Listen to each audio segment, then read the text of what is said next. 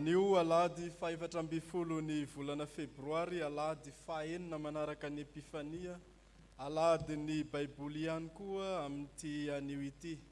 Mbola mibanjina hatrany isika ny lohahevitra hoe mampiorina ny mino ny Tenin'Andriamanitra. Ny sampana tanora kristianina no mitarika antsika amin'izao Fanompoam-pivavahana fanomezam-boninahitra an'Andriamanitra izao.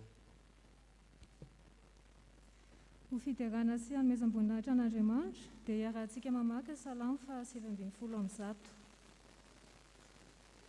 Salamo 720 andiny 730 ka hatramin'ny 470 Salamo 720 andiny 730 hatramin'ny 470. Rehefa hita dia rahantsika mamaky amin'ny anaran'ny Tompo. Marina ianao Jehovah ary mahitsy ny fitsipikao. Efa voadidinao amin'ny fahamarinana sy ny fahatokiana indrindra ny tenin'ny vavolombelonao. Efa maharitra ahy fahasarika satria manadiny teninao ny mandrafy ahy. Voazahatoetra tamin'ny ny teninao ka dia tia ny mpanomponao. Kely aho ka nataonao tsinitsininy, nefa tsy nanoko ny didinao. Ny fahamarinanao dia fahamarinana mandrakizay, ary marina ny lalanao. Fahoriana sy fahaterenana nahazo ahy, ny didinao ny fiarovavo. Ny fahamarinana ny teny vavolombelonao dia mandrakizay. Ampianaro aho mba ho velona. Amen.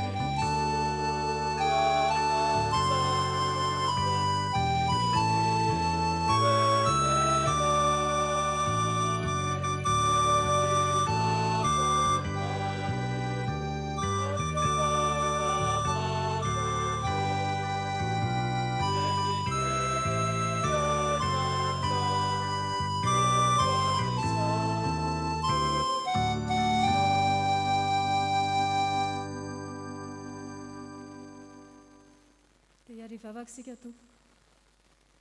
Ry Andriamanitra rainay io, rainay amin'ny alalan'i Jesosy Kristy Tomponay. Iterany anaranao izahay noho ny alehibe ny voninahitra ao, ary misaotra anao ihany koa noho ny fitiavanao ka nahafahanay indray miaraka eto amin'ny tranonao masina miombavaka. Sainay tsy hankasitraka anao ry Jesosy Kristy Tomponay noho ny famindramponao sy ny fitantananao ny fiainanay. Safanay isan'andro ny fitsinginanao anay no ireo soa rehetra atolotra ao anay. Sotranao ihany koa izahay ny amin'ny anjara fanompoana natolotra ao anay sampanatanora, arapetraka izao fotoana izao eo ampelantanan'ny fanahinao masina mba handrakotra anay sy hitadidalana anay amin'izay rehetra totosanay eto. Akambana ihany koa izany vavaka izany amin'ilay vavaka nampianarinao manao hoe: Rainay hoe izay ny an-danitra, masinina ny any anaranao, tonga ny fanjakanao, atao anie sitraponao, ity an-tany tahaka ny an-danitra.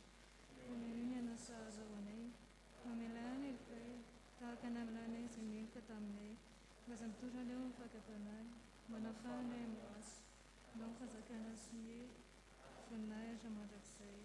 Amen. Mahazo toerana ianareo ry avy.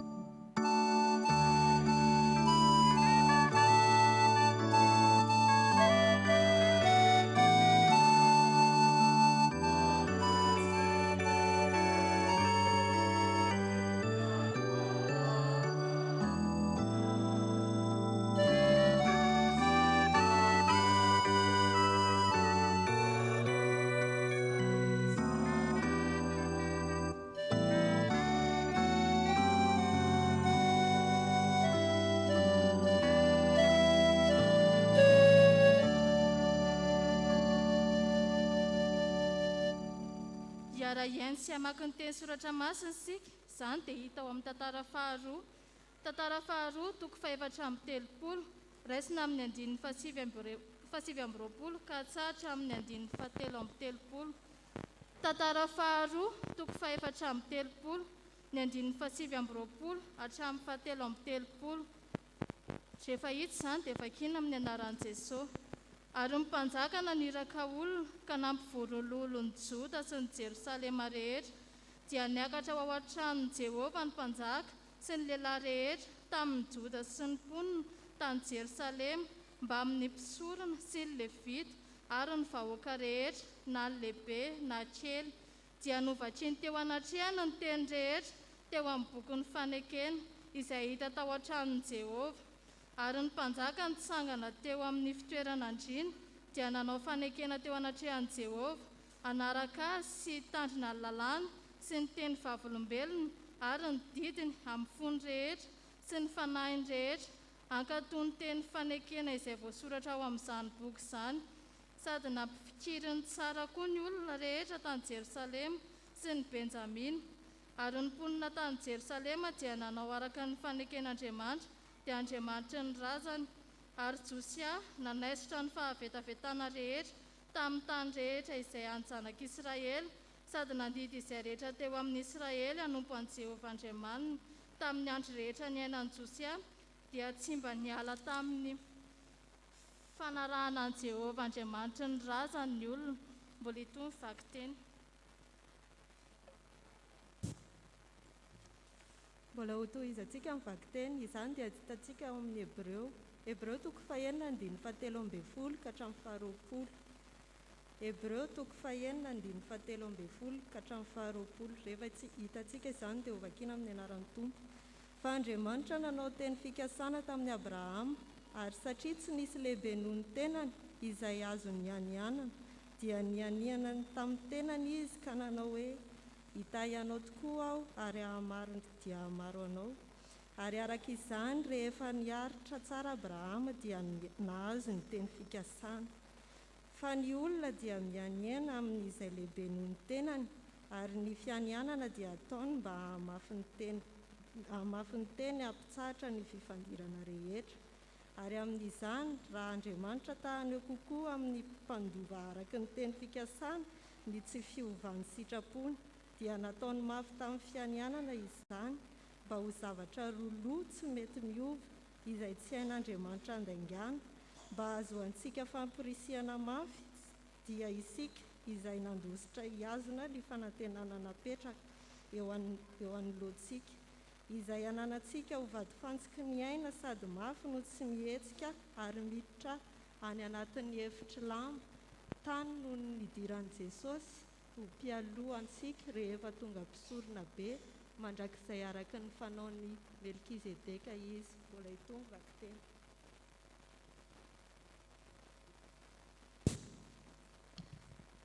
Ho faranantsika ny famakiana ny teny soratra masina arak'izay hitantsika amin'ny filazantsara ny Jaona toko 9, ny andininy 9 ka hatramin'ny 17. Jaona toko 9, ny andininy 9 ka hatramin'ny 17. Rehefa hitantsika dia ho vakiana eo am-pitsanganana. Koa maro tamin'ny mpianany noho nandre dia nanao hoe: sarotra izany teny izany, iza no mahay aina izany? Ary nifantatry Jesosy tao am-pony fa nimonimonna tamin'izany ny mpianany, ka hoy izy taminy: manafitohina anareo va izay? Maika raha mahita ny zanak'olona miakatra ho any amin'ny toerany taloha ianareo? Fa fanahy mahavelona, ny nofo tsy mahasoana inona na inona. Ny teny izay nolazaiko taminareo dia fanahy sy fiainana, fa misy ny sasany aminareo izay tsy mino. Fa fantatry Jesosy hatramin'ny voalohany izay tsy nino sy izay hamadika azy. Ary hoy izy: izany no nolazaiko taminareo, fa tsy misy olona mahay manantonay raha tsy nomeny ray azy izany. Hatramin'izany dia maro tamin'ny mpianany no nihemotra ka tsy niara-nandeha taminy intsony. Dia hoy Jesosy tamin'ny 12 lahy: ianareo koa va mba te hiala? Simona Petera namaly azy hoe: Tompo, hakany amin'iza moa izahay? ianao manana ny tenin'ny fiainana mandrakizay ary izahay mino ka mahalala fa ianao nylay masin'Andriamanitra. Jesosy namaly azy hoe tsy izao va no nifidy anareo 12 lahy nefa ny anankiray aminareo aza dia devoly, fa izy nilaza tamin'ny Jodasy zanak' Simona Iskariota, fa izy no ilay efa hamadika azy nefa isan'ny 12 lahy. Ray masino manamasinana fahamarinana ny teninao fahamarinana. Amen.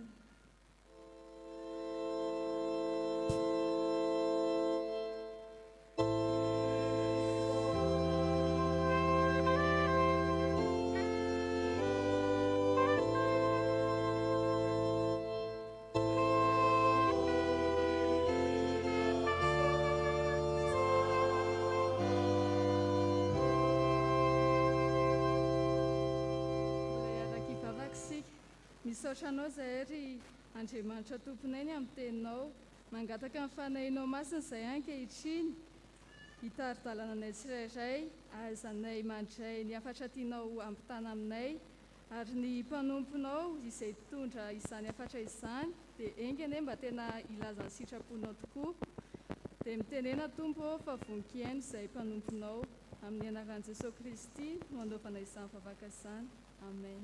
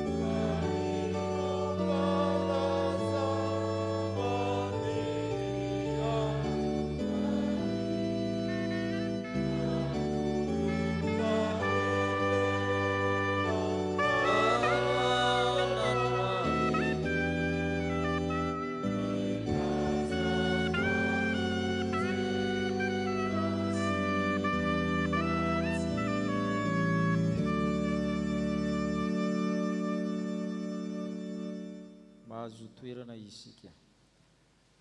Ho aminareo izay malalin'Andriamanitra sady voantso ny masina ho aminareo ny fahasoavana omban'ny fiadanana avy Andriamanitra raitsika sy Jesosy Kristy tompontsika. Jaona 9. Ao anatin'ny filazantsarany Jaona dia misy famantarana 7 na fahagagana 7 manomboka amin'ny nanovanan'ny rano divay zany a miafara amin'ny nananganan'ny Lazarosy tamin'ny maty. Raha 7 izy ireo dia ny 4 amin'izy ireo dia ny afara tamin'ny gidragidra matsiravina. Izay no mampiavaka amin'ny filazantsarany Jaona. Tsy mba tahaka ny filazantsara hafa izay nisy fahagagana dia nisy fifaliana, nisy zavabita. Tsy mba tahaka izany ny Jaona fa amin'ireo 7 ireo ny 4 dia gidragidra be ny hafarana nefa zavatra tsara ny natao. Anankiray amin'ireo ny Jaona 9 ary izay ny mahalava be n'izy io satria gidragidra be ny hafarana. Jesosy namoky ny olona tsy omby 5,000 nanome mofo. Namantaran'i Jesosy manahoana ny toetry ny olombelona teo daholo na ny jiosy rehetra na ny mpianany marobe.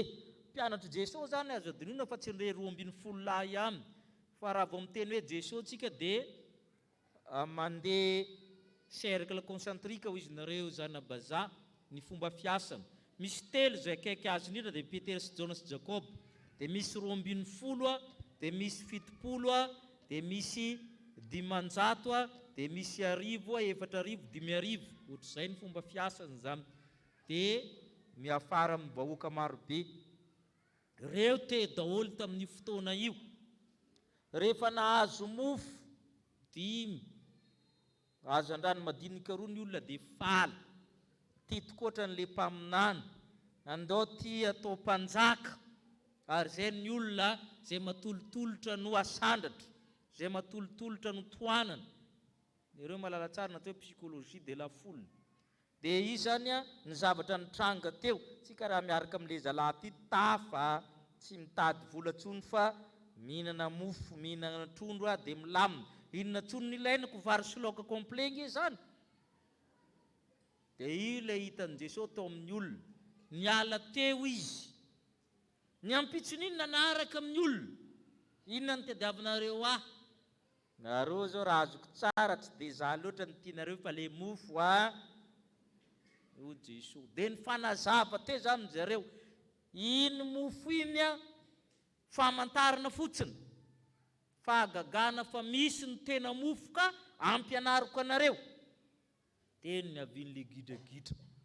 Lefa ny ampianarina ny tena mofo izy tsy faly. Ny ala ny ankamaroany 26 teo. Zay le tantara. 26 ny tafaorona. Miorina tsara. Zay le afatra ifampiarezantsika hoe kristianina miorina tsara. Tarafitsika amin'iray vitsy anisa tavela teo zany. Dia vakitsika ny Jaona 9 andininy 9 sy ny 9. Soloan'ny Petera tena ray vitsy anisa tavela teo. Jaona 9 andininy 9 sy ny 9. Ndao ary Simona Petera namaly azy.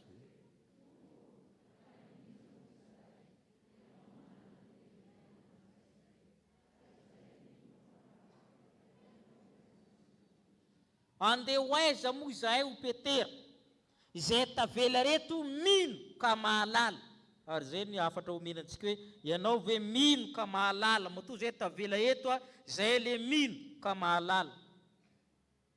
Voalohany dia resahantsika le hoe mino ny tenin'Andriamanitra. Mino ny tenin'Andriamanitra. Mora ny miteny an'izany. Vakiny 90 sy ny 120 ahoana ozy izy? Maro tamin'ny mpianany nandre dia sarotra zany miteny zany. Ka iza ny mahay azy. Ary fantatra Jesosy tao am-pony fa monmonina tamin'izany ny mpianany. Ka dia hoy izy taminy, manahy fotoana anareo va izany. Mila mianatra mandre, mianatra miaino. Zay vao afaka mino ny tenin'Andriamanitra. Reto mpianatra reto ange efa ela be naraka tamin'i Jesosy. Efa nanao fahagagana ary ny ankamaroany. Sarotra izany teny izany. Iza no afaka miaino an'izany. Ny jiosy moa tetan-daniny efa nitsoka. Efa gidragidra be tsy mety vita. Ny olona zany manana zay famaritana natao hoe tenin'Andriamanitra. Zay no mahavoan'ny olona. Miangavana trano izy misavotra tiany hoeno. Raha vao tsy azon'io dia sarotra zany ozy izy. Misy olona te azo vaty ny aingavy tany. Misy te azo vola aman-karena ny aingavy tany. Misy hijery zay namany fotsiny ny aingavy tany. Misy satria nidirany trosa dia tonga izy. Ka raha tsy makasikasika an'iny ilay izy sarotra zany miteny zany. Izy koa ny haino an'izany. Ary ny olona mitady zavatra moramora. Ny olona dia tia hanina, tsy te hiasa, tsy te handinika lalina, tia fahagagana. Zay ny olona. Ny vahoaka dia lazao zavatra tsisy dikany fa zay ny tiany. Zay natao hoe vahoaka. Zavatra tsisy dikany resahana aminy. Fa raha zavatra lalina ny resahanao sarotra ny miaino an'izany. Raha te azy vahoaka ianao miresaha zavatra tsisy dikany. Anontanian'ireo manam-pahaizan'ireo zany. Dia izay zany no mahatonga ny olona tsy mahay mino koa ny tenin'Andriamanitra. Satria misy zavatra tsisy dikany be dia be zany na fahasoavana ety amin'ny tany ihany no tadiavina. Jereo nge raha tsy marina zany. Rehefa miteny Jesosy zany mofo naina midina avy tanan-danitra. jereo miteny olona mandininy faharoa amby 20 ary io ny fisainantsika io. Andininy faharoa 20 rehefa miteny hoe ty ny tena mofo, ty ny tena hena, dia jereo amin'izay le izy. Andininy faharoa amby 20 ahoana ho sisy? Dia nifanditra ny jiosika na hoe ataon'le ahoana reny fanomeny nofony ho antsika. Ny olona dia tsy te halala zavatra lalina. Rehefa hoy Jesosy hoe ty ny tenako mofo anareo hena, dia hoy ny izy ireo famaly zay le barbecue moa zany sa masikita sa kitonotony sa ronronony. Zay ny dikan'io a. Vakio tsara fa tsy mamorona hoe ataon'le io ahoana ny fanomeny nofony inona mitony? Hanina, hohanina zany, hanina. Antropofagy izy nareo. Zay ny olona zay, zay ny olona zay. Hohanina io, hanina io, hohanina zany. Na manahoana na mahoana na tongavan'io a, rehefa mihinana izy dia ampy azy zay. Mila mihinana ny olona, ary zay mahafatifaty ny olona. Rehefa omena hanina izy a dia manaraka. Ary zay amin'ny fisainantsika zay le hoe mino ianao ve ny tenin'Andriamanitra. I fitiavan-kena koa mahavola malagasy. Ny malagasy na miady farafahafiry ara ka hamonoana omby, tonga izy miava. Nisan'ny omby ihany ny adiny varitra izy ndray dia tsy maintsy tonga eo hinan-kena, etsiketsika ny ravitsofina hinan-kena.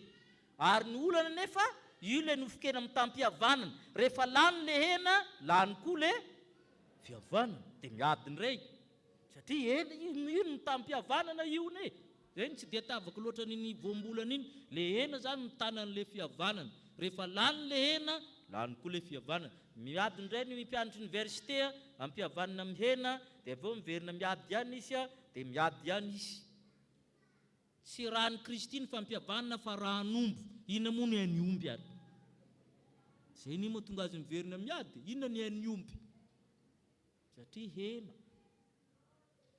Ka ny tenin'Andriamanitra zany tsy ny olona rehetra mahay miaino an'io, mahazo an'io. Satria ny mino eto tsy hoe mahay tsy anjery toko sy andinina ka mizara an'io na mahay mitory-teny be, fa mino zany mandatsaka po teny manan-karena be mijaona, manaraka, mankatoa, mampiditra anaty, misotro, mihinana. Zay ny dikany hoe mino ny tenin'Andriamanitra.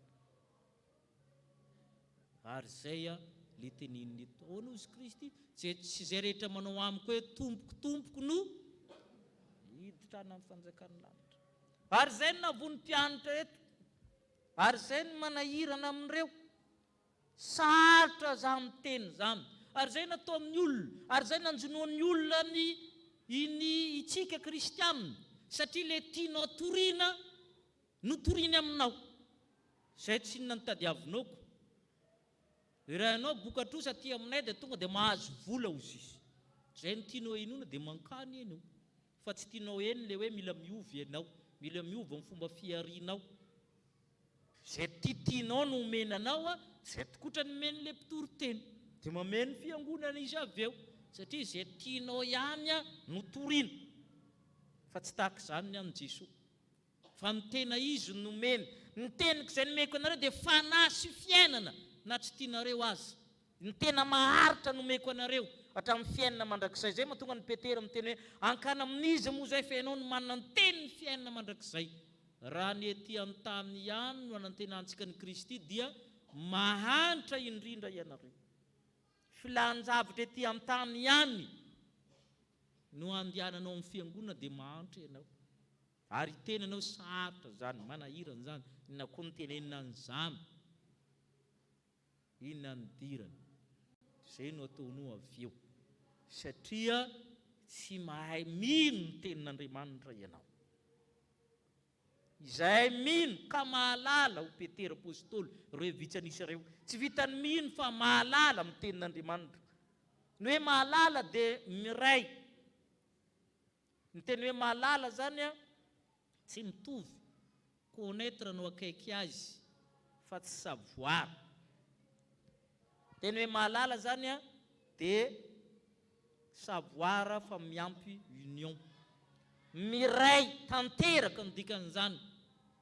Ka le hoe mahalala ny Kristy zany dia miray amin'ny Kristy. Samy miteniteny momba ny Kristy daholo ny olona, fa le miray aminy tahaka ny voaloboka vitsy. ary zay ny tsy nahafahany reto mpianatra ireto andininy fa 5 sy ny 9 vakitsika andininy fa 5 sy ny 9 ary izy izany lazaiko aminareo fa tsy misy olona mahay manatona raha tsy nomeny ray ahy izany hatramin'izany dia maro tamin'ny mpianana niemotra ka tsy niary nandeha taminy Jesosy mihitsy miteny ianao manatona io tsy afaka tena manatona fa efa voatendrin'Andriamanitra tsika zany miangana an-trano dia efa ton'Andriamanitra hoe ranona no manatona ny Kristy sisak'izay dia be tsy andraofana fotsiny fa io mazava tsara io tsy misy olona mahay manatona raha tsy nomeny ray azy zany fahafahana manatona zany misy hery ao anaty ahafahana manatona ny Kristy fa tsy mandehandeha ho azy manatona an'io tsy rehetra manontonona ny Kristy zay no ao ka tena ina mivava fahasoavana raha vava izy tsisy fahasoavana koa ro amin'io raha tsy mpanahy fotsiny fa tenenimpotsiny le teny fa tsy misy olona mahay manatona raha tsy nomeny ray azy zany fa manontonona zany angatao amin'Andriamanitra reo ampianaro hanatona ny Kristy fa io tsy mandeha ho azy zany fanatonana ny Kristy zany ary zay mahatonga ny mpianatra maro niemotra le niemotra tsy miara-mandeha eto ny dikan'izany dia izao sady mankana mandeha orina tahaka ny fanaony Miaramila sady mankana orina mitodiko vo ny saradi zay ny dikan'le teny eto amin'ny teny grika sady miemotra mankana orina reculé zany no manao todiko vo no misaraka le fandeha zany ny ankamaroan'ny mpianatra Jesosy niala ry zareo le 26 ny tenenan'i Jesosy 7 fa 7 tsika izao vakitsika ahoana ho sisa dia ao Jesosy tamin'ny 12 ianareo koa vambate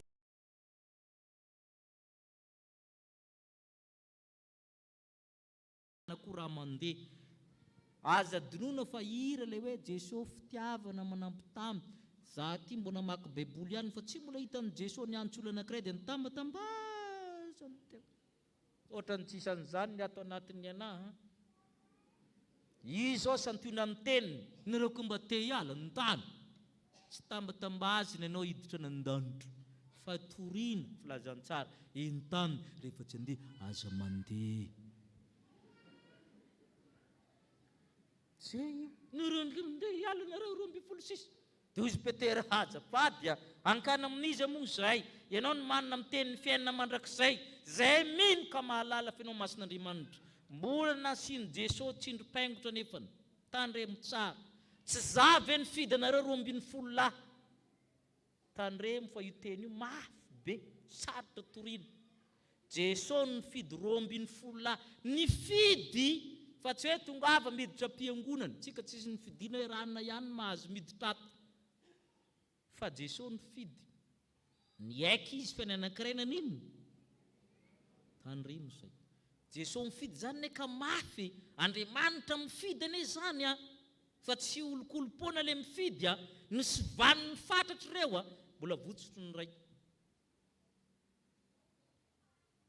dia fanontaniana taoko hoe fiangonana iza no matafiditra 100% nan-danitra Jesosy io 12 latsaka ray izy anefa Andriamanitra iza ny mafy dozy noho Jesosy tokony manitry tena koa ny mpitoro filazantsara za mandainga amin'ny olona fa tsy misy fiangonana miteny hoe zay no tena izy ka matafiditra 100% nan-danitra Jesosy io jereo tsara ny anazy raha ataontsika ny kajy raha nanana 20 zany izy firy ny nintsana manova kajy raha 12 latsaka ray dia raha 20 firy ny latsaka 10 Jesosy io iza ny mafy noho Jesosy ka ilaza 20 foro ny latsaka mbola mafy dozy no isika ery Paoly apôstôly mbola matafiditra fa tsy matafiditra mitovy amin'ny Jesosy reo mety efa miaina 70 ele izy nitafiditra fa tsy zato ohatrany an'i Jesosy zany par rapport amin'ny 20 dia itsika zany mankaizy azonareo amin'izay le hoe mandaingalainga fotsiny sasany fa ianao nga mafy be noho Jesosy na i Paoly fa ny anazy ny saporitra mihitsy izy hoe 12 mba ny sivaniko tsara ny antsika fiangonana tsy sivana fa zay te andeha mandeha da ahoana izy aveo zay mamarina hoe maro no antsoina fa tandremo tsara raha vao fiangonana anankiray idirinao milaza hoe aminay 100% mankany ialao malaky. Jesosy mafy be no Jesosy nga iala hoe dia tondroy aminazy io. Dozo ny fidiny tsara, latsaka ny ray. Raha 20 io latsaka ny folo. Mba mieritreretra ihany amin'ny tenin'ny olona fa tsy mandeha ho azy fotsiny. Ary izay sary le tenenina eto. Tsy mitasy tera rehetra ny mankany an-danitra ny dikan'izay. Apôstôly ara misy tsy tafiditra. Fa tsy hoe dia kona rehetra koa mankany. Izay ilana fitandremana zany samy mandiny tena mino ka mahalala. Mino ny tenin'Andriamanitra mahalala ny Kristy. Fa mitandrina isika fa ao anaty fiangonana dia mizara roa ny olona. Misy ny olona mankany an-danitra, misy le sponsorn'le mankany. Oka zavany resaka. Izy tsy mankany. Fa mila mandeha milasy le skoto dia mikarakara izy. Mila rotsorotsina le olona dia mihira ohatran'ny chorale izy fa izy tsy mankany satria manko le hiranareo misy fiara lehibe mandeha voyage le fiangonana ho anan-danitra dia sina CD rehefa mandeha voyage ireo misy raha dia me paradesa gasy manao an'izay. Fa tsisy an'izany ma. Ianao le iny ianao raha tsy mitandrina. Mondrotsorotsy le mandeha fotsiny fa ianao tsy midebarika fa ao ihany ianao mandra-pasimba. Mila mieritreritra isika. Za tsisy manao an'izany moa le tômôbila reo. Na ino an'izany ary mandeha. Dia zay le kaitsika zany mba manahafa ny reto 116 reto. Tompo ankana amin'izy moa izay. Fa ianao no manana ny teny fiainana mandrakizay. Zay mino ka mahalala. Fa ianao le masin'Andriamanitra. Ary za mitao amin'ny Josia. Tantara faharoa no vakiana teo. Rehefa nivakiana amin'ny tenin'Andriamanitra ny toriana, izy mpitondra fanjakana, izy mpanjaka sy ny andriana rehetra tao sy ny mpifehy rehetra aloha ny haiko hoe andao anaraka ny tenin'Andriamanitra. L'exemple vient d'en haut sinareo. Zay vao nitaona ny vahoaka izy. Zay ny voalaza ao. Izy aloha ny nanao fanekena. Aveo izy nitaona ny vahoaka. Tantara faharoa toko faha-7 amin'ny 30, amin'ny faha-1 amin'ny 30 sy ny faharoa amin'ny 30. Tantara faharoa toko faha-7 amin'ny 30, amin'ny faha-1 amin'ny 30 sy ny faharoa amin'ny 30 vakitsika. Ary ny mpanjaka nitsangana teo amin'ny fitoeran'Andriana dia nanao fanekena teo anatrehan'i Jehovah. Hanaraka azy sy tandrina ny lalàna sy ny teny vavolombelona ary ny didiny amin'ny fonony sy ny fanahiny rehetra hankatoy ny teny fanekena izay voasoratra amin'izany boky izany. Sady nampifikiriny tsara koa ny olona rehetra tamin'ny Jerusalema sy Benjamina ary nipony tany Jerusalema ka nanao araka ny faken'Andriamanitra. Zay ny olona mahatsiaro hoe mifikitra amin'ny tenin'Andriamanitra. Ny Hebreo toko faha-9 dia milaza ny teny fampanantenana ataony Andriamanitra raha mino sy manaiky ianao. Hebreo toko faha-9 ao amin'io dia misy famaritina atao hoe fianianina. Ty baiboly ty hoe mampianatra antsika zavatra maro, misy famaritina zavatra maro ao anatin'io. Hebreo toko faha-9 amin'ny 7 sy ny 4 vakitsika. Fa Andriamanitra nanao amin'ny teny fikasana tamin'ny tao. Ary zareo tsy izy ny lehibe no tenany azo ny anina. Ka nanao hoe ita ianao sady hamaranao. Rehefa naharitra tsara Abrahama dia nahazo ny teny fikasana. Andriamanitra nanao zavatra roa tamin'ny Abrahama. Nanome aloha izy fanekena, promesy, teny fikasana. Avy eo izy nianina. Izy zavatra anankiroa izany zavatra mafy tsy azon'Andriamanitra andengana. Rehefa manome promesy izy dia ataony. Faharoa rehefa mianina izy. Misy famaritina fianianina eto. Andininy faha-enina 40 vakitsika. Fa ny olona dia mianina amin'izay lehibe noho ny tenany. Ary ny fianianina dia natao mba hamafy ny teny hampitsahatra ny fifandirana. Io famaritina atao hoe fianianana. Fanianina zany na aveo na inona izay ilazanareo azy zany hofa amin'ny teny anglisy zany. Izy zany izy ny olona rehefa mianina dia mitady zavatra ambony noho izy. Zay mahatonga ny olona mianina amin'ny reniny, amin'ny baiboly, amin'ny Andriamanitra. Tsy maintsy lehibe noho ianao zavatra sarobidy soatoavina ambony aminao ny aninanao. Tanao fa manome famaritana io. Zay nge mba vakio ihany fa be dia be zavatra omeny io. Ary ny anton'io izy amin'izay mafy le teny ary tsy misy fifandirana tsony. Ny olona mianina izy dia mianina zavatra ambony, tsy mety tsara nareo mianina fô tany midina zany. Ny olona mianina miakatra fa tsy midina. Azonareo ve izy? Ary misy ratsy be le fianana nataonareo tsy zany ny fianana ho izy ato zay ambony sarobidiny ho ianao. Tanareo fa manome famaritana izy fa nareo misy ratsy le eniko reny dia hitanao mihitsy hoe tsy anatanteraka le izy le olona satria le fianana raha midina mankary amin'ny tsy mahay makary. Dia Andriamanitra rehefa nianina ho izy tsisy lehibe noho izy. Zay vao mazava le teny amin'ny 7:70. Jereo le 7:70 fa Andriamanitra no teny fikasana amin'ny Abrahama satria tsy nisy lehibe noho ny tenany azo ny anianana dia nianina tamin'iny izy tamin'ny tenany ihany. Tanareo amin'izay Andriamanitra azy tsy misy tsony ambony noho izy dia mianina amin'ny tenany izy fa aninona hita any Abrahama ianao koa tia nomena an'izany sady efa omeny ianao promesy mbola mianina. Andriamanitra mianina zany mafy zany hita ianao izay no inoantsika azy, izay no hatonga antsika mahalala azy amin'ny zavatra rehetra. I zavatra roa loha io zany 20 tsy hain'Andriamanitra andengana. Zavatra roa loha io dia ny teny fampanantenana sy ny fianianana. Andriamanitra te hianina aminao hoe zanako sy ny asan'ny tanako dia tiako ianao mahalala eo masoko sady be voninahitra ianao. Izay ny tian'Andriamanitra, izay ny tiany ho anao. Fa ianao izay manaraka ny maronisa tsy marina amin'ny fiangonana hoe vox populi vox dei, ny vahoaka dia manondrana mandrakariva. Tsy marina amin'ny teolojia zany vahoaka zava. Fa ny tenin'Andriamanitra hafa mandrakariva raha tsy izay tsy nisy hoe omboy. Firy nanaovana fahagagana teo fa ny omboy avy eo. Fa ianao manara tahaka ny reto vitsy anisy reto hoe izay mino ka mahalala fa ianao ny mason'Andriamanitra dia ho tanteraka aminao mandrakariva ny fitahian'Andriamanitra. Amen.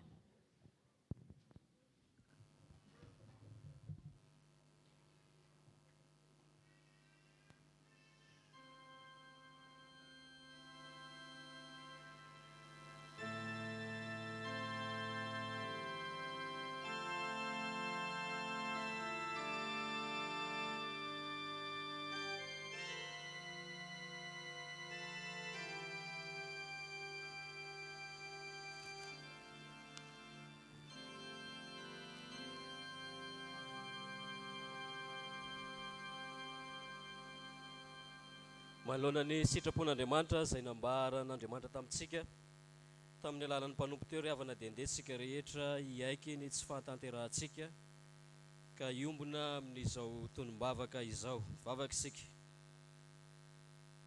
Ry Andriamanitra rainay io misaotra anao izay fa tsy mitsahatra manolotra ny fahasoavanao ho anay fiangonana ianao dia nanomezanao ny tsy nanafenanao ny sitraponao taminay. Nasehonao tao anatin'izany fa ny kristianina miorina tsara dia izay mino ka mahalala ary mandatsaka ao anaty ny teninao mba tonga fiainana ho an'izay mandray azy. Mifona aminao izay ankehitriny satria toa tsy nahatanteraka izany sitraponao zany. Dia eo amin'ny fiainanay dia matetika izahay no miorina amin'ny zavatra hafa izay mifanohitra amin'ny teninao. Indraindray ihany koa ny zavatra hafa ny sampy ny tombontsoa manokana izay katsahanay no toa mampifandray sy mampiombona anay hanika tsy tanteraka mihitsy izany teo amin'ny fiarahamonina misy anay, tsy tanteraka teo amin'ny firenenay, ka mitoetra iainanay mandrakariva ny fifandrafiana, ny fampahoriana amin'ny endriny maro isan-karazany. Ry Tompo Andriamanitray, wakany amin'iza moa izay fa tsy aminao irery ihany satria ianao no manana ny teny fiainana mandrakizay. Koa dia mitalao aminao izay ankehitriny mifona ny amin'izany tsy fahatanterahana izany. Ny fanenao masina hitari-dalana anay rehetra ahatonga anay ho amin'ny tena fibebahana ary ny famonjena izay efa vitanao dia nandatsahanao ny rahanao isolo anay no ekenay fa hany madio anay ho afaka amin'ny fahotana sy ny tsy fahamarinana rehetra. Jesosy mioenony vavakay fa amin'ny anaranao no ivavahanay toy izany. Amen. 7:100 ny andininy faefatra sy fahadimy ary fahaenina.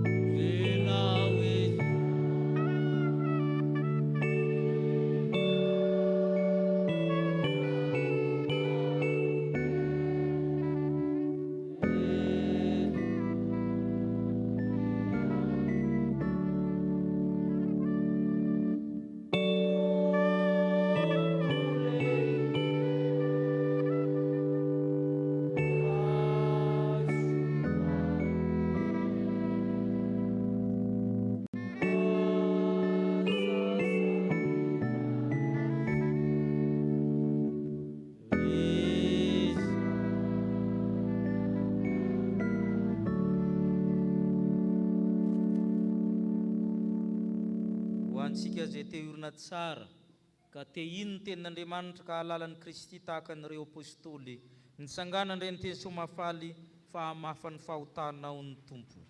Ho ny Tompo aminao izay mandre ny teny ka mino zay naniraka no manana fiainana mandrakizay ka tsy ho elohana izy fa tafafindra ny ala tamin'ny fahafatesana ho amin'ny fiainana izy. Fa ny teniko izay nolazaiko taminareo dia fanahy sy fiainana ka mindra fo aminareo tokoa.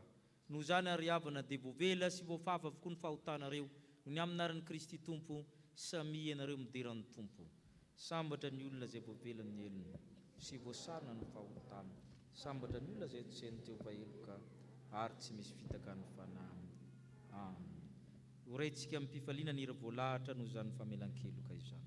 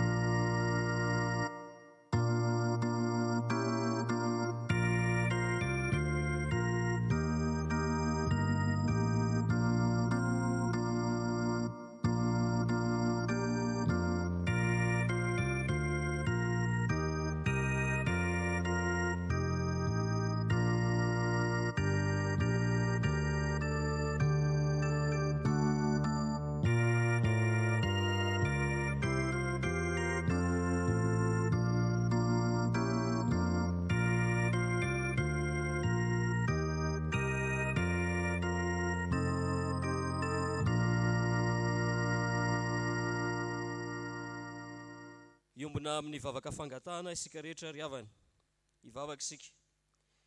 Ry Andriamanitra ray zanaka ary fanahy masina misaotra anao zay ny amin'ny famindrampo ny fifaliana ny fiadanana izay avaozinao isan'andro anay.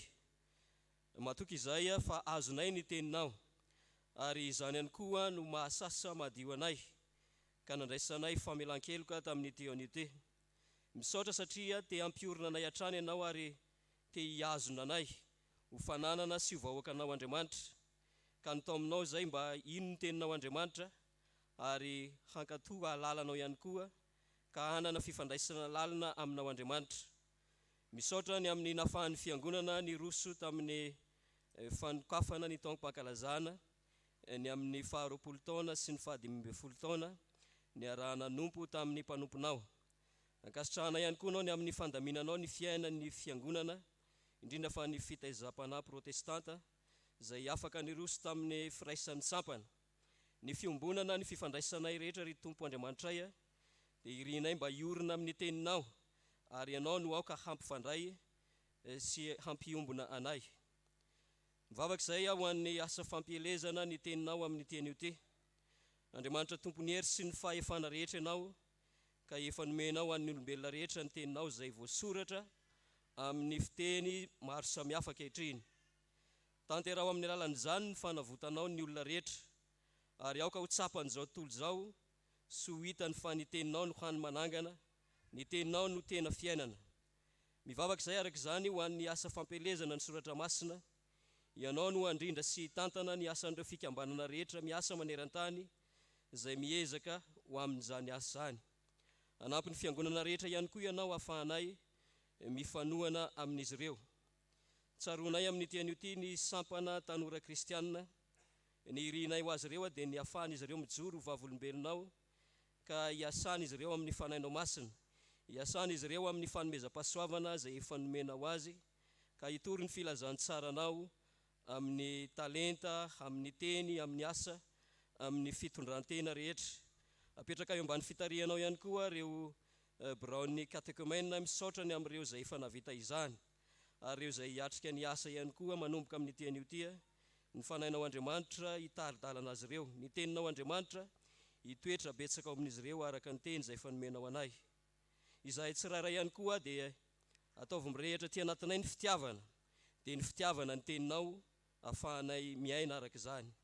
Ka ny sitraponao no hita eo amin'ny tokantrano ny fianakaviana ary ny sambatan'olona. Matoky izay fa ho azonay miaraka amin'izany ihany koa ny zavatra rehetra, ny fahasalamana, ny hery sy tanjaka ary ny fanambinanao rehetra eo amin'ny asa, eo amin'ny fianarana, eo amin'ny andraikitra samihafa izay misy ny tsirairay.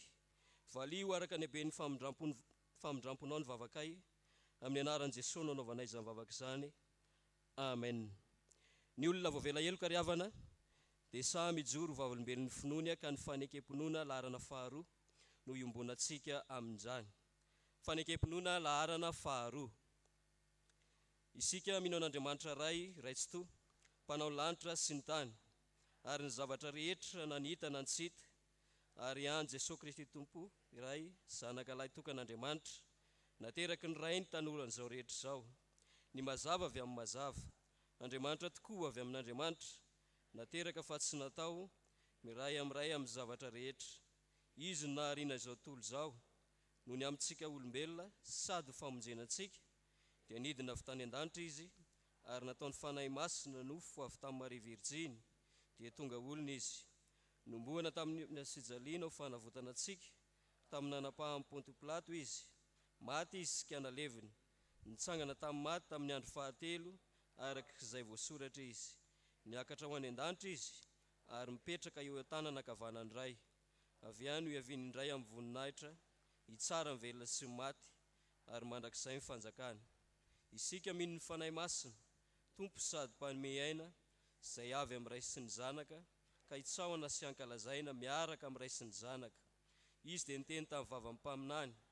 Isika mino ny fiangonana iray masina, miorina fanambaran'ny apôstoly ary manerana izao tontolo izao. Isika manaiky ny batisa iray ho famelan-keloka sady fitsangana maty ary ny fiainana mandrakizay. Amen. Afaka mipetraka ianareo ry havana.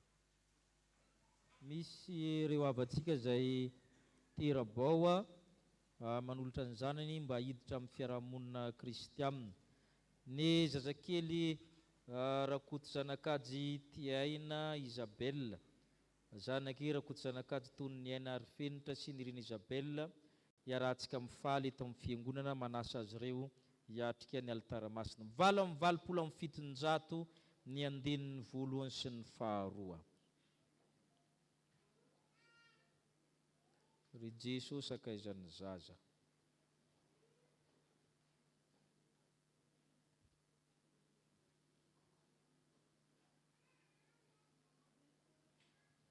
Iraitsika batrano.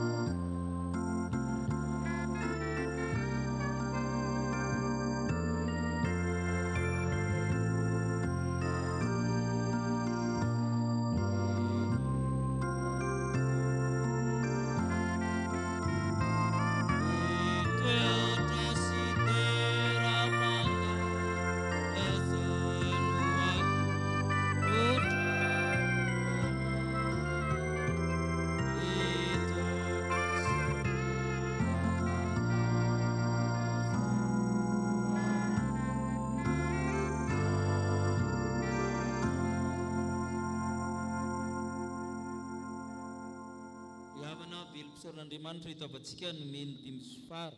Saoran'Andriamanitra tompon'ny fahavelomana antsika no izany rehetra izany. Te handray fampirizina avy amintsika fiangonana izy ireo dia manatanteraka izany isika. Dia miarahaba nareo no men'Andriamanitra ny fara. Hoy ny teny soratra masina manambara izany. Fa izaho no nampivoaka anao avy tao an-kibo, dia anao no nampivoaka aho tao an-kibon'ny reniko, hoy ny mpanao salamo. Nankina taminao hatrao am-boka aho, hatrany an-kibon'ny reniko dia efa Andriamanitra ianao. Hoy ny soratra masina. Ary rehefa tampotra ny andro fidiovana araka lany Mosesy, dia mitondra azy miakatra tany Jerusalema izy mba ho atolotra ho amin'ny Tompo. Koa dia atolotra ho an'i Jehova izy, eny amin'ny andro rehetra iainany dia voatolotra ho amin'ny Jehova izy. Amen. Hivavaka isika. Misaotra anao izay Tompo fa tsy miovy ianao amin'ny taranaka amin'ny fandimby. Misaotra anao fa velom-pifaliana ireto fianakaviana kely ireto noho ny fahasoavanao. Niara-monina taminy tokoa ianao, nanome azy izao zazy izao. Nanampisy ny fianakaviana fiangonana firenena. Kometezy ianao hitan'ny ray aman-dreny karakaran'ny zanany. Kolokoloana fanabeazana, indrindra fa amin'izao andro sarotra izao.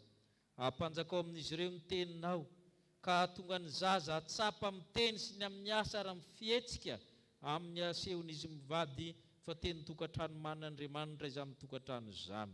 Toan'ny fanahy mazoto izy ireo, ho amin'ny sakramenta rehetra sy ny fibeazo no tokony atao. Ampiako izay fiangonana hitaiza ny zanaky ny fiangonana rehetra naizanaiza misy azy reny fa zanako akoho izy ireo. Ny amin'ny aran'i Kristy izay velona sy manjaka miaraka anao amin'ny fanahy masina amin'ny taona rehetra mandrakizay. Amen. Ento izao zazy izao ka tario hitombo saina sy tena, androso fitia amin'Andriamanitra sy ny olona, ary ho manana amin'ny sakramenta ny fanasan'ny batisa, dia ho aminareo mandrakarivany ny Tompo, dia miarabanareo amin'ny anaran'ny fiangonana. Amin'Andriamanitra ny fara, dia tezao tsara ny zaza.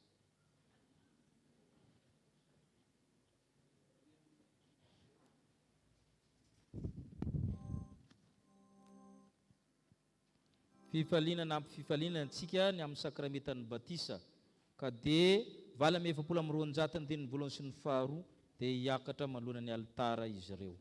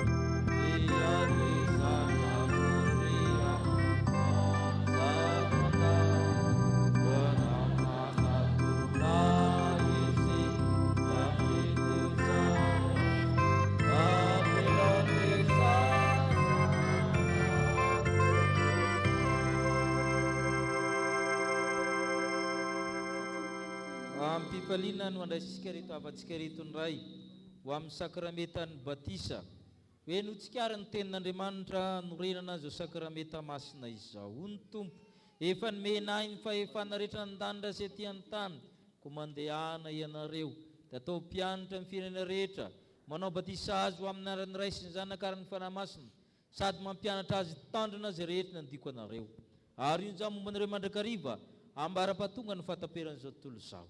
Ary oroko ny fanekeko ho aminao, ho amin'ny taranakao, mba ho fanekena mandrakizay, mba ho Andriamanitra sy ny taranako mandimby ianao renoko sady ho zanako. Fa ianareo rehetra dia zanak'Andriamanitra amin'ny finoanan'i Kristy Jesoa. Amen. Noho izany ry havana dia misy fanekena ilain'ny fiangonana aminareo hovaliana raraka sitraky ny fonareo. Moa manolotra marina reto zazo reto Andriamanitra raintsika va ianareo.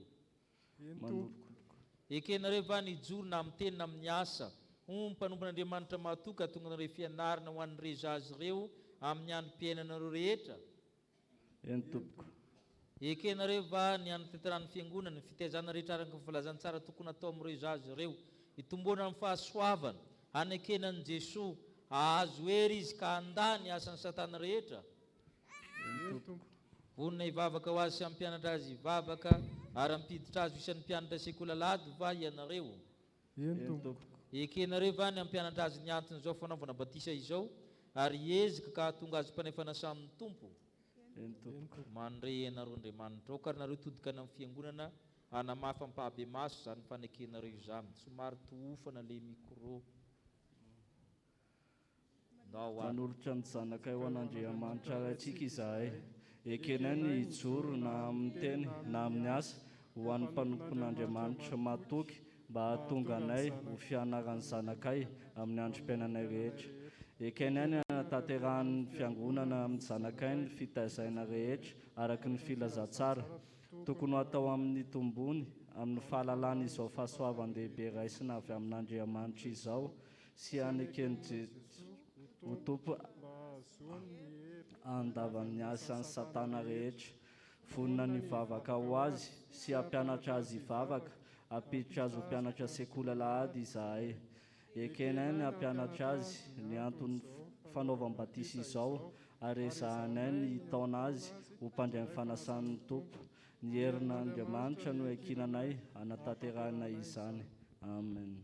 Omen'Andriamanitra anareo izany herin'izany, fa nanomena ireo ny teny fanekena izy ary nianina fahita ianareo sy ny taranakareo. Ka ndresika fiangonana hitsangana hangataka izany fanahy masina izany. Todika amin'ny fiangonana ty amin'ny alitara ianareo. Oh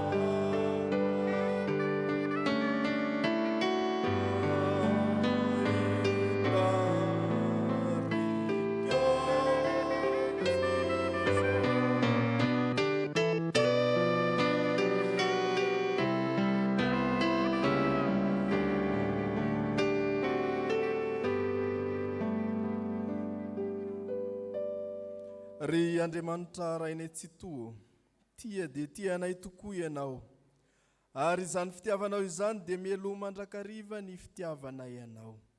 Tsaroanay izao ankehitriny didin' Jesosy Kristy tomponay sy ny teny fampanantenana meno tamina ny renany sakramentany batisa. Ko mitalao aminao izahay raha io. Manatrehanay amin'ny alalan'ny fanahinao masina. Ary aoka izany fanahinao izany no hanome hery ny asa tanterahanay eto am-panaovana izao batisa izao. Fa raha ny mamelombelona ny zavaboary ity ary manasa ny loton'ny nofo. Mba ho famantarana ny fanadiovana anay ho amin'ny fiainana vaovao amin'ny Kristy anie izao. Ka ireto zaza ireto izay atao batisa ankehitriny dia ho voaray mandrakizay amin'ny fanekenao Andriamanitra. Ampitafio ny zanakao izy ary ampiraiso endrika aminy. No ny asa ny fanahinao masina izay mitarika azy isan'andro amin'ny voninahitra ao mandrakizay. Faly misaotra anao izahay. Misaotra anao ny fiangonana fahatanteraka ny fanindrindeto ray aman-dreny. Miombinaina amin'ny Jesosy Kristy ny zanany ka isan'ny vahoaka ny fanjakanao Andriamanitra. Ny angatahanay fiangonana dia ny hitehirizanao ireto zaza ireto. Mba ho eniky ny fahasoavanao ka mba hampaharitra azy hatramin'ny farany amin'ny fiavahana aminao Andriamanitra. Dia ampio ny ray aman-dreny sy ny mpiantoka mba azony manatanteraka ny fanekena izay nataony teto anatrehanao. Mba ny fahasoavanao ane ny ezaka rehetra ataon'ny fianakaviana sy ny ray aman-dreny ary ny fiangonana amin'ny fitezana ireto zaza ireto. Fa amin'ny anaran'i Kristy tomponay. Amen. Petraka ny fiangonana.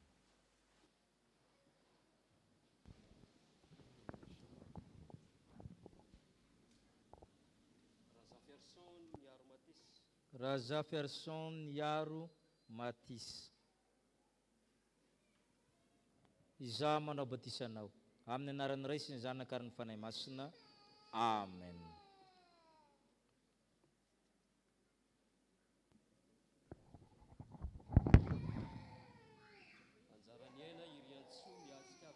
Anjarany aina iriantsoa miahy fitiavana.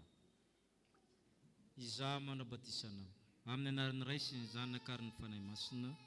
Amen.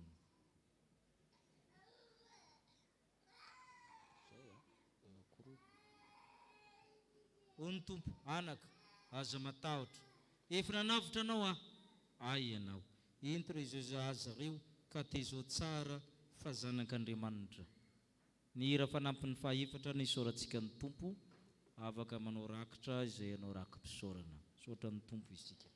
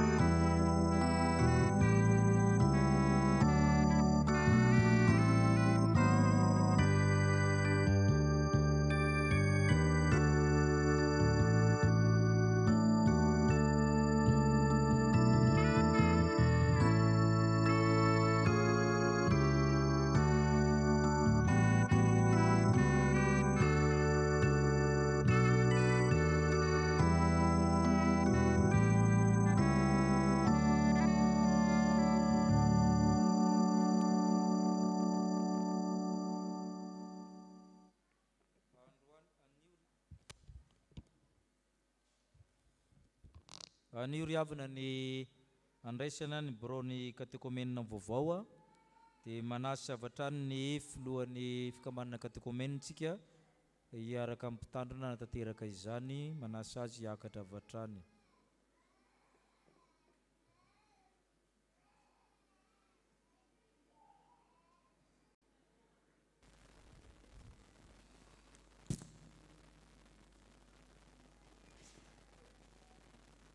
Atsoky ianao satria misy fanantenana, eny hijery manodidina ianao ka andry tsy amin'ny aya.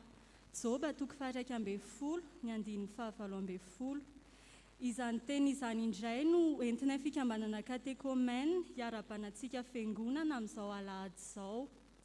Araka ny lamina fanao isan-taona dia manomboka androany ny taom-piasana vaovao ho an'ireo birao izay tantana indray ny fikambanana katekomena. Voalohanteny anefa dia misaotra an'Andriamanitra lehibe izay no ny fitantanany ka nahatratrarana indray izao fotoana izao. Manaraka izany dia misaotra anareo pastora 3 mirahalahy sy ny birao mpiangonana rehetra ihany koa izay nampianatra sy nitarika anay hatrany nandritra izay fotoana izay. Isaorana ihany koa ianareo fiangonana tamin'ny fanohanana sy ny fahatokisana ary ny fitondrana-bavaka trano ny fikambanana.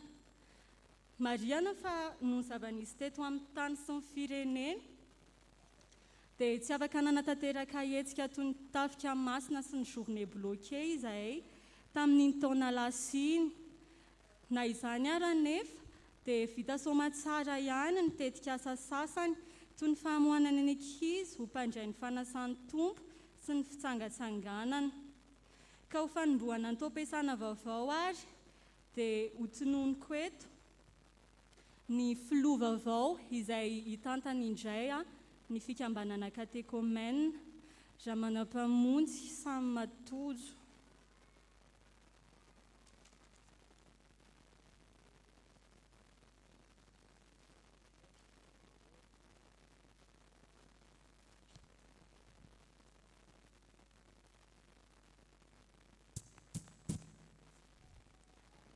Faly miarabantsika amin'ny anaran'i Jesosy Kristy Tompo ny tenako. Eto dia ho tononiko aminareo eto ireo birao mandrafitra ny fikambanana katekomena amin'ity taona 2024 ity. Raharjaona Tsirinaina Mario, Foloalindahy Alahady. Mahery Andrianarimalala Faharetansoa, Foloalindahy Zoma. Rabemanantsoa Andrain'Andriamaro, Fitambola Alahady. Adasolo Dera Filavia, Fitambola Zoma. Randrianomana Fanasina Anjoanina, Fitantsoratra ny Vola Alahady. Andrianaivo Fanjava Antenaina, Fitantsoratra ny Vola Zoma. Rabemanantsoa Avotra Andriamaro, Fitantsoratra. Lalimiady Santatra, Mpanolo-tsaina. Rakoto Arivony Ainarnirina Fineasy, Mpanolo-tsaina. Rakoto Arisoa Claude Martial, Mpanolo-tsaina. Rabelay Judicaël Filo vao Miaramila. Randrianaivosoa ny Riantsambatra, Liva Mampiorina, Tompon'andraikitra ny Serasera. Razafi Velo Betam tsy asena, Tompon'andraikitra ara-pitaovana.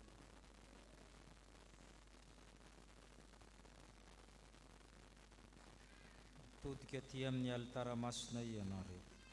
Hoy ny tompo efa nanindry mpiambina eo Mandanao ary Jerusalema mandrakariva n'andro n'alina dia tsy mahazo mangina ireny. Eny ianareo izay mipahapahatsiaro an'i Jehovah aza mitsahatra ary aza mamela azy tsahatra mandra-panaona an'i Jerusalema Mampiorina. Koa noho izany mitadiava fahamarinana, toe-panaraka n'Andriamanitra, tedava finoana fitiavana faharetana, miadia miady tsara ny finoana. Amen. Ivavaka isika. Tomoa misaotranao zay ny amin'ny fibraon'ny katekomena teo aloha izay nahavita ny asa. Menao andraikitra hafa izy ireo ary tahinao amin'ny rehetra nataony. Reto ny birao vaovao hamasina atokanay mba hanompo anao hitondra izany andraikitra izany. Ary aoka izay rehetra mpiara-miasa amin'izy ireo ka ny fahasoavanao homba azy ireo. Tanteraon'izy ireo ny tsodranao masina. Ny fahasoavan'i Jesu Kristy ny fitavin'Andriamanitra ray fampirenesana ina amin'ny fanamasina hitantana anareo amin'izay rehetra ataonareo na amin'ny asa na amin'ny teny ny aminaran'i Kristy. Amen. Todika any amin'ny olona ianareo hitekitsika ho azy ireo.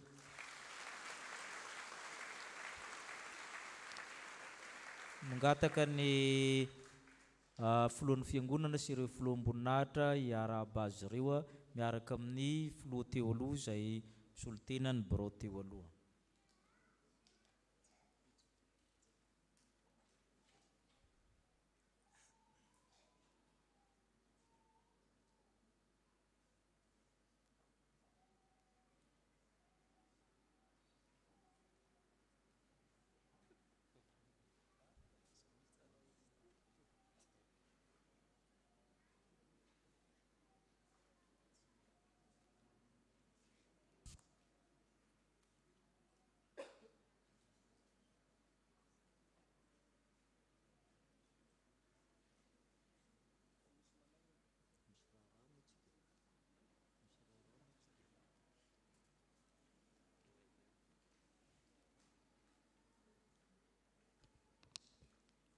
Eny ary monjo ny toerany izy ireo.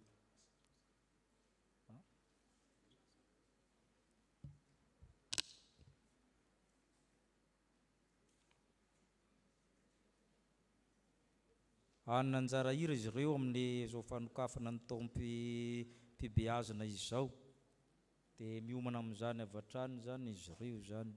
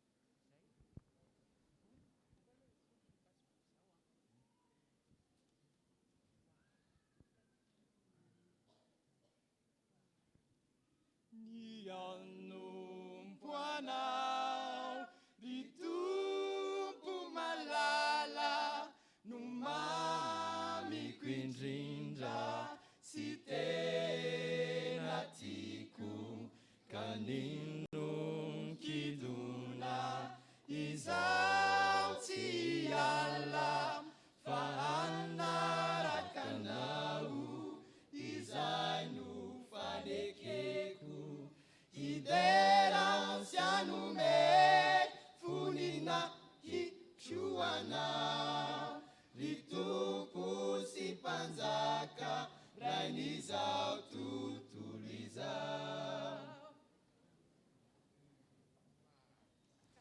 rewandru reesha zainume nawai atuka kuanau ana manutulu farae wamina simisi mampanai fafifali nasifa sambara nifanai idera sianume funina hichuana ditupu si panzaka rainizao tutulizao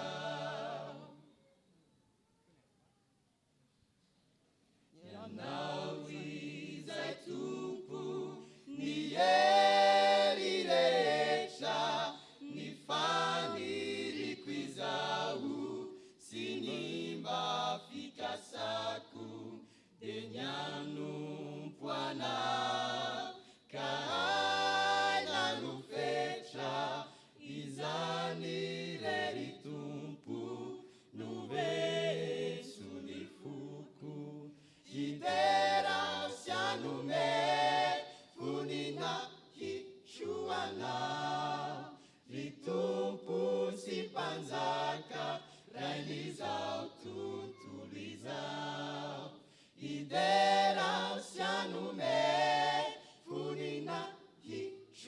anao ry tompo sy mpanjaka ran'izao tontolo izao ry tompo sy mpanjaka ran'izao tontolo izao ry tompo sy mpanjaka ran'izao tontolo izao.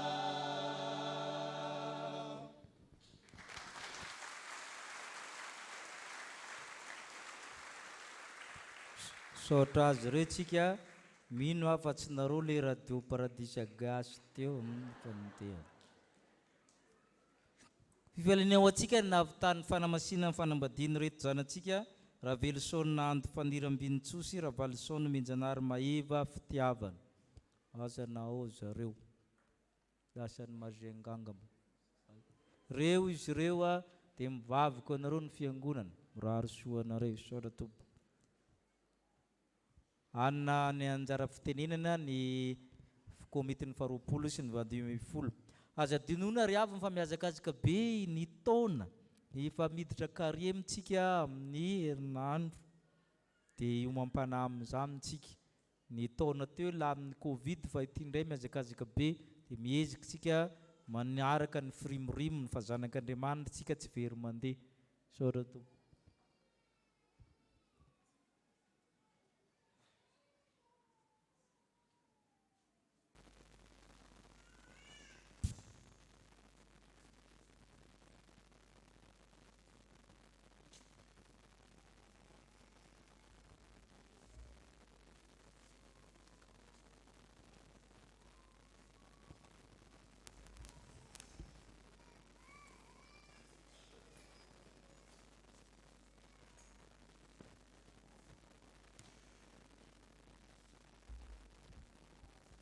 Fa antikristy ho an'Andriamanitra izahay amin'izay ho vonjena sy izay ho very. Korintianina faharoa toko faharoa andininy fahadimy ambin'ny folo. Misaotra an'Andriamanitra tsika ry havana ny amin'ity andro izay nomeny tompo antsika ity ary ampifaliana no hiarabana antsika rehetra amin'izao andro izao.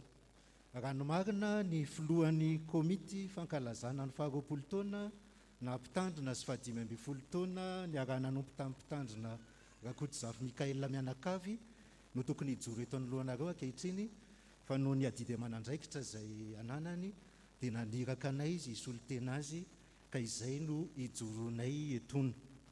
Ny voalohanteny dia misaotra an'Andriamanitra tokoa isika ny amin'ny fahatanterahana soamatsara ny fitoam-panokafana ny fankalazana izay nitanterahantsika ny alahady 7 febroary 2024 lasa teo. Misaotra azy itsika satria matoa tanteraka izany dia noho ny famindrapony noho ny fitiavany. Tsy hain'ny komity ihany koa ny tsy hisaotra ireo mpitondra ara-pivavahana, ireo mpitondra ara-panjakana, ny biraon'ny fiangonana, ireo mpitandrina sy ny fikambanan'ny olona sy ny diakona ary isika mpianakavy ny finoana rehetra izay nitondra am-bavaka ny ara-ny ombona ary nanaiky fandaminana na atosy tanteraka an'izany fankalazana fanokafana fankalazana izany dia misaotra antsika rehetra ny amin'izany. Araka ny voalazantsika teo dia nisy ny fandaharan-teny maromaro izay notanterahana tamin'ny alahady teo ary araka ny fantatsika dia ny etamajoro ny tafika dia nanao tolotra ny amin'ny fandraisana anjara ny amin'izany asa tanterahantsika ho fanohanana ny fitaizam-panahy sy fanohanana ny asan'ny mpitandrina izany. Koa satria natao teto Pabemasy teo tony lohantsika ny fanambarana an'izany dia mpanetretena sy hiderana an'Andriamanitra no anehoana amintsika fa natolotry ny etamajoro ny tafika tamin'ny alatsinainy teo ny komity fankalazana ny faharoapolo taona sy ny fahadimy ambin'ny folo taona ny antotam-bola mitotaly 3,7 tapitrisa ariary mifanaraka amin'ny nambarany filohan'ny etamajoro ny alahady teo. Misaotra an'Andriamanitra tsika ary misaotra azy koa nanolotra an'izany.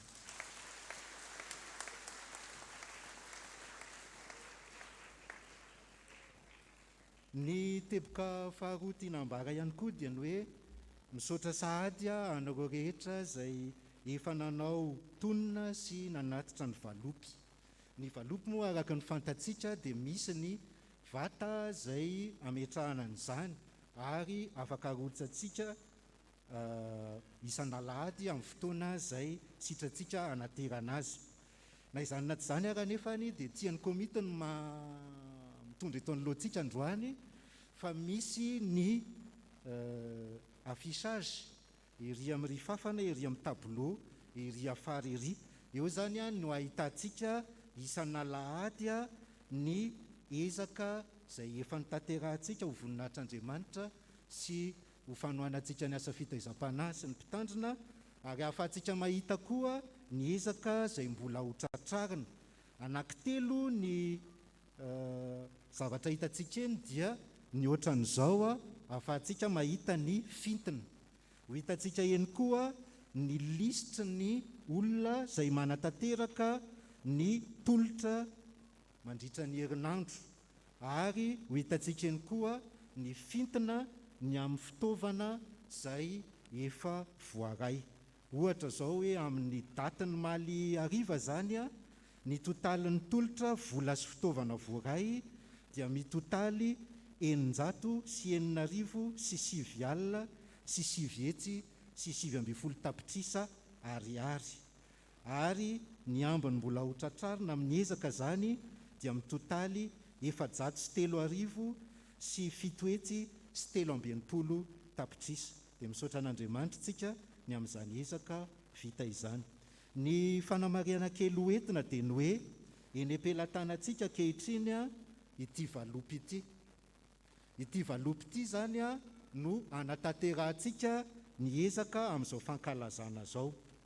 Ka tsara ihany no manamarika fa mariantsika eto amin'ity valopy ity, ny anarana sy ny adresy moa zany mazava loatra, fa raha vola no atolotrao dia iangaviana indrindra ianao anoratra an'izany tolotra zany eto amin'ny ivelan'ny valopy. Averiko indray, raha vola no anjara biriky hoentinao dia soratana eto ivelan'ny valopy. Soratana ny marika na ny chiffre, ary soratana ny soratra na ny lettre raha azo atao. Ao anatin'ilay valopy kosa dia misy an'ity tabilao ity. Mety tsy ho hitanareo ilay izy fa rehefa mijery an'ilay valopy nareo dia hitanareo ao anatiny ao.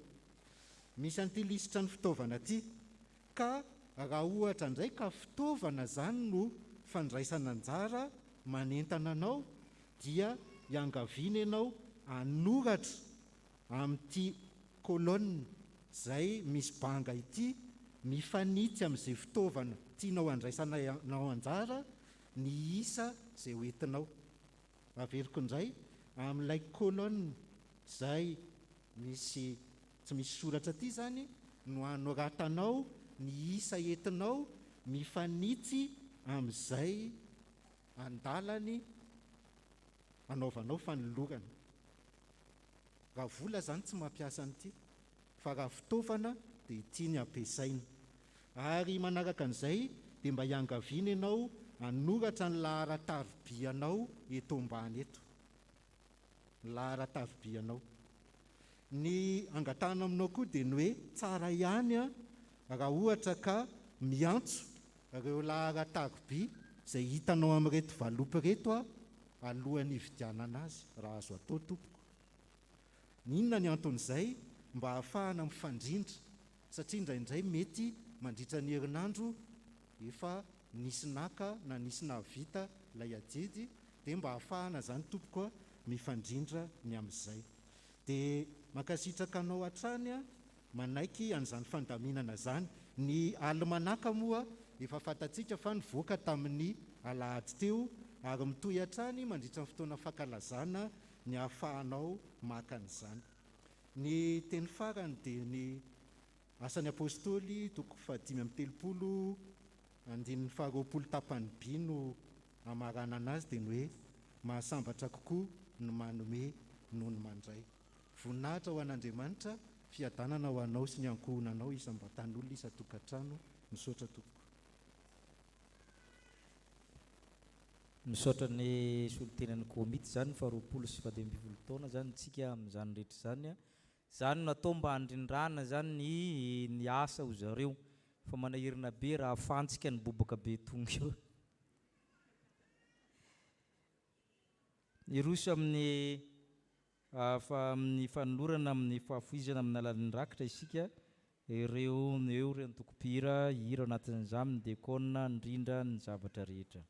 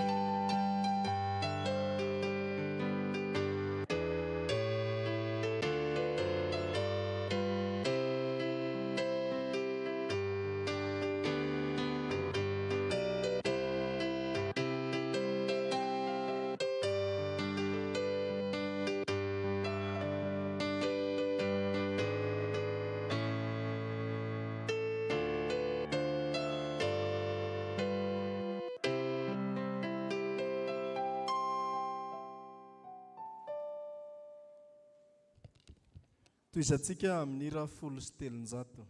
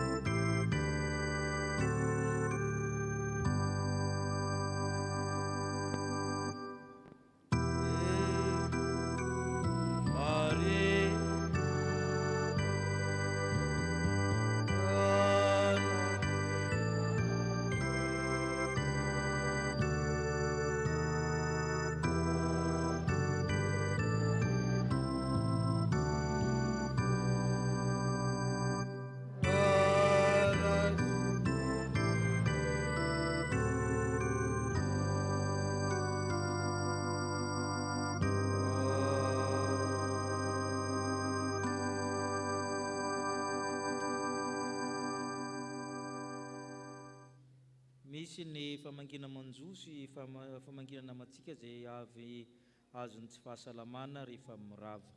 Horaintsika ny hira fanampiny 420 dia atolotra atsika ny tsodrano.